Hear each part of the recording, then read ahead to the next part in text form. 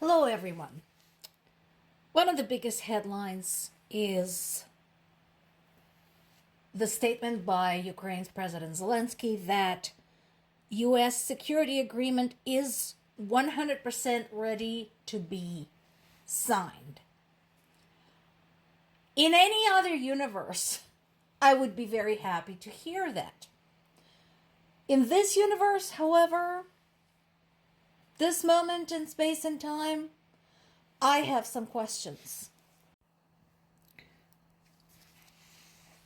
After some very discouraging initial reports about the trilateral talks between Russia, US, and Ukraine in Abu Dhabi, Zelensky is saying that no, some progress actually has been made.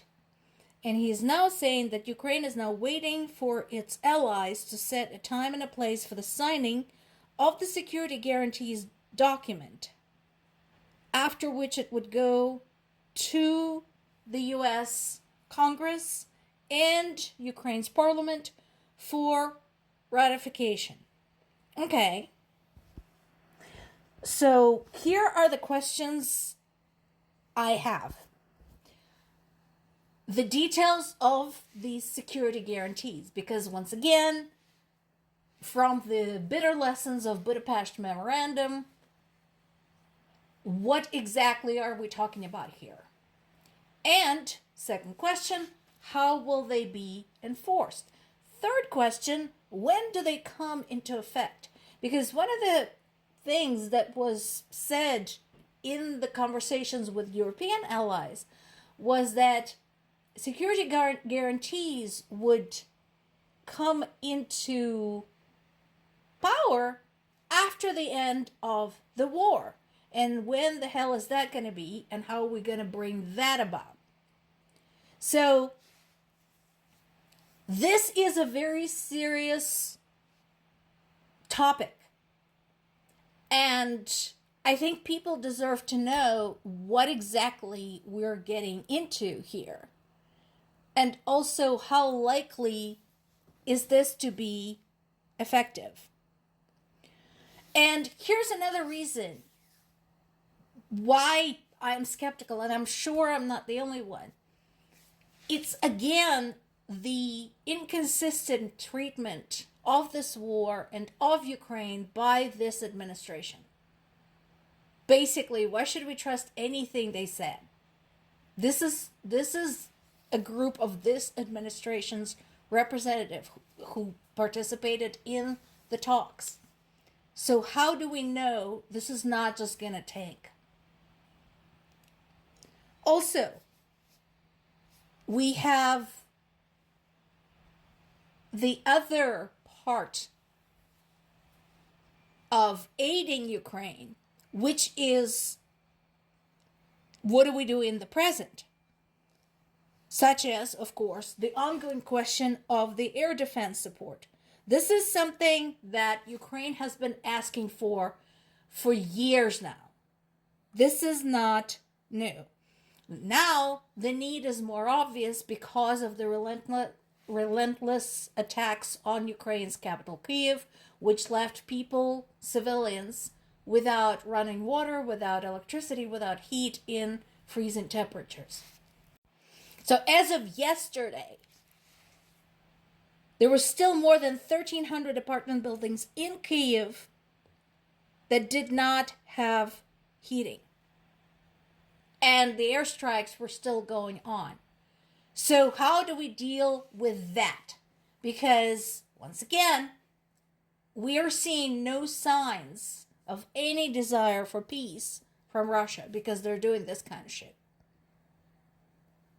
Also, Zelensky had reiterated Ukraine's push for EU membership in 2027, which is interesting. Now, here's the thing. Again, this is a bunch of questions that arise associated with this topic. So, one of the stumbling blocks, even before the war, was corruption.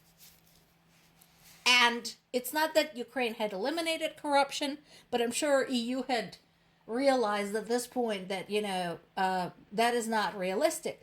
But my question is, have Ukraine's efforts against corruption been satisfactory? Has it been enough to pass EU's requirements? And is EU looking at some of its existing members, Hungary, for example, that are decidedly pro-Russian and thinking, you know what, who are we to basically censor Ukraine at this point? But I agree with Zelensky in that this is a different kind of security guarantee, not the military security, but the economic security. But another condition was the end of the war. Because the war is a liability, and again, EU works kind of like NATO in that respect, is in that if one country gets attacked, the rest of them have to answer.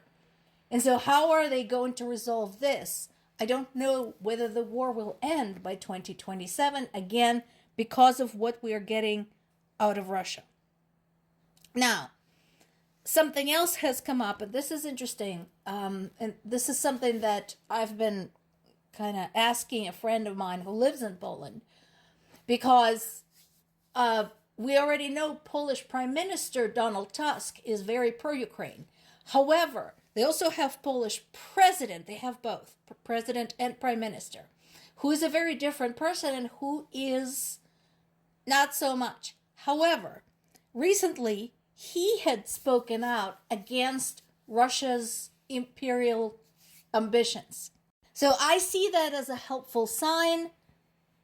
If even the more conservative people in the EU are realizing that, that is a good sign.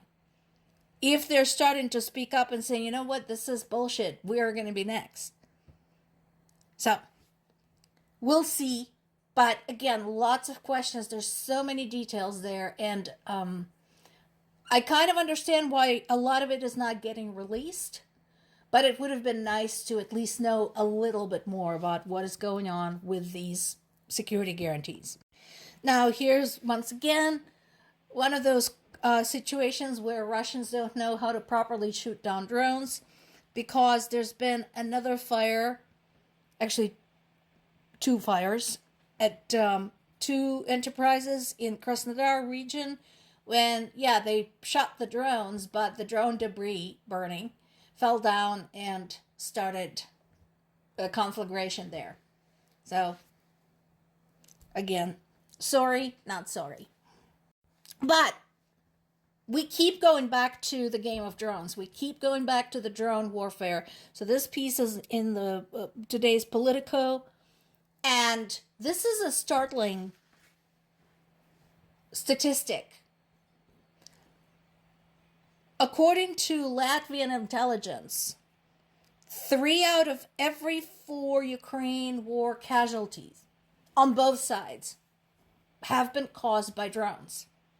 And let's not forget, the majority of civilian casualties, vast majority of civilian casualties, are on the Ukrainian side. And this basically summarizes Russia's strategy when it comes to attacking Ukrainian civilians. Because here is the thing. First of all, there is a concern about Russia's plan to build a drone production facility in Belarus with the capacity of 100,000 drones a year. Everybody should be worried about this. And again, why? Go look at the map. Go look where Belarus is and where the borders are. And also, we have the present situation in which Ukrainian civilians are slaughtered daily by Russian drones. This should be a constant topic of discussion in the international arena. We'll see. More to come.